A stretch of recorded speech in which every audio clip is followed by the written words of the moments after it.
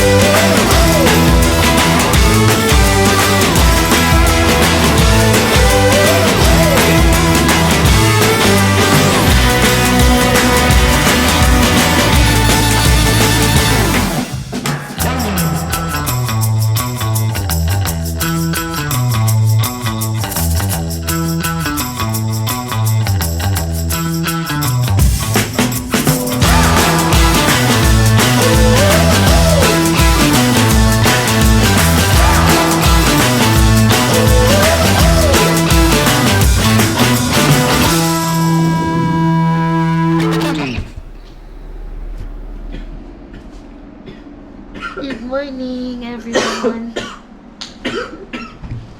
So this is our room. By the way, I wasn't able to update yesterday because we had so much fun with wakeboarding. A lot of semplang moments. By the way, this is our room.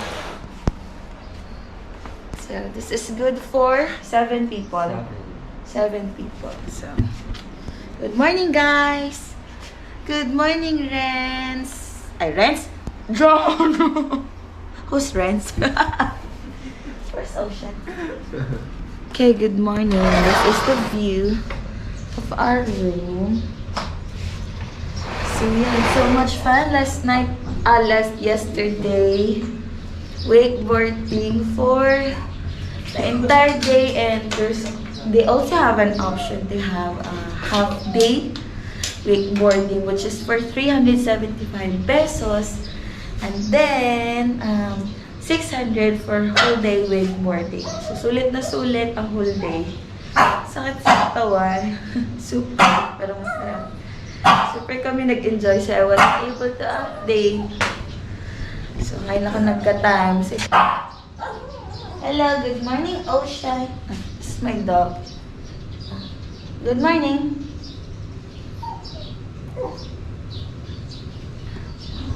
That's it, guys. Jam, matane.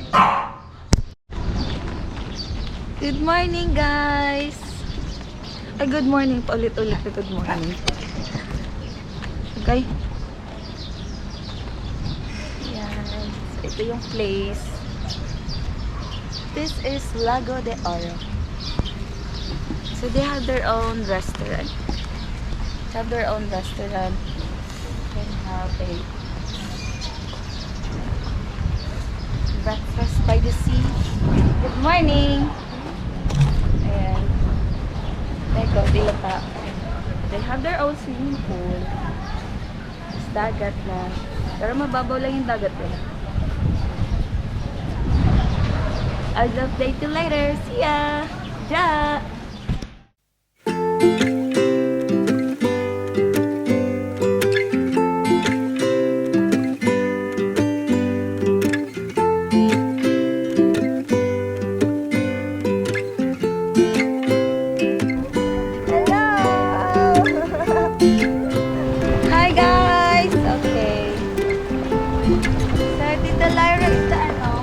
Driver. So ocean to... Okay, Mira. So this is one of the activity that you can do here in Lago de Oro. They also offer paddle boat, which is for I think one person, and that's for 250 for an hour. And this is for 300 pesos only. So this is our vacation mode. Last day. I hope you can visit this place, guys. Ja! Hey! So we are here sa gitna ng dagat. Kasama namin si Ocean.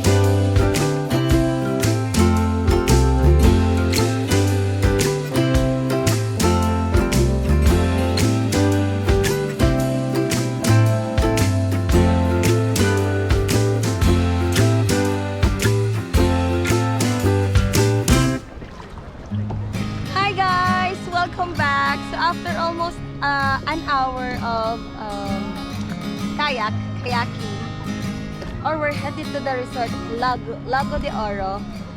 So I hope you enjoyed. This is the end of my video. I hope you enjoyed it, and I hope you can visit this place. This is actually perfect for company outing, family gathering. This is perfect for kids. They do have a lot of activities, just like what I mentioned earlier: wakeboarding, kayaking, paddling, or they also have paddle boats, and what do you call this? Floating cottage for 2,500 pesos. By the way, I am with my friend Joy from Blue Constellation. Siya muna yung driver. And of course, Ocean too. Ayun guys, so I hope you can visit this place. Lago de Oro. Perfect spot. This is actually our comeback after 2 months of not traveling because because of pandemic we're not allowed to go outside of the bubble. They call it bubble. I don't know why. By the way, this kayaking is for 300 pesos only. Sulit na din for an hour. If you haven't subscribed to my channel yet, feel free to subscribe. If you're new to my channel, feel free to